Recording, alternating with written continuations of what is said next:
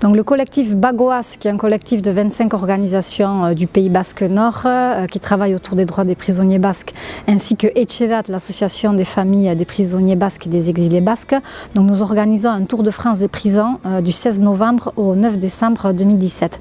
Le grand rassemblement du samedi 9 décembre à Paris, organisé par les artisans de la paix, s'inscrit dans la suite logique de la journée du désarmement le 8 avril à Bayonne, ici même.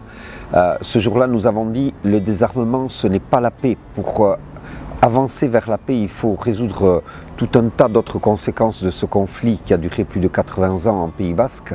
Donc cette initiative est prévue donc les 3 semaines avant la grande mobilisation du 9 décembre à Paris, et c'est un peu notre rapport à cette dynamique. Donc le tour commencera, comme je l'ai dit, le 16 novembre à la prison de Mont-de-Marsan, où une cinquantaine de personnalités du Pays Basque s'y rendra pour faire une conférence de presse devant donc la prison de Mont-de-Marsan, qui est la prison qui est demandée par les prisonniers basques dans le cadre de leur rapprochement. Et notamment la question des prisonniers.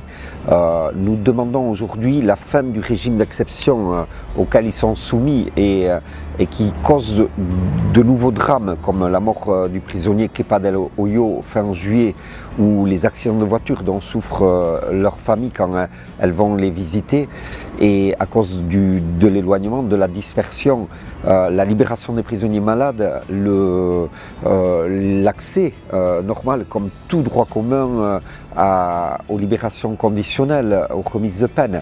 Et ces mesures-là sont juste l'application du droit commun et sont des mesures d'urgence que nous devons arracher maintenant dans la perspective d'une résolution globale et définitive de la question des prisonniers et du dossier de la paix en Pays Basque, d'une paix globale et durable en Pays Basque. Ensuite, la caravane prendra sa route vers Toulouse, puis Marseille, Lyon, Poitiers, Nantes, Rennes, Lille et Paris. Dans chaque ville, des débats publics seront prévus, des conférences de presse, des rendez-vous avec différents élus ou organisations. Le but étant d'interpeller et d'informer sur la situation en Pays Basque, le processus de paix ainsi que la situation des prisonniers basques. Donc ce rassemblement est particulièrement important parce qu'aujourd'hui les conditions sont réunies pour faire bouger, pour faire changer les choses.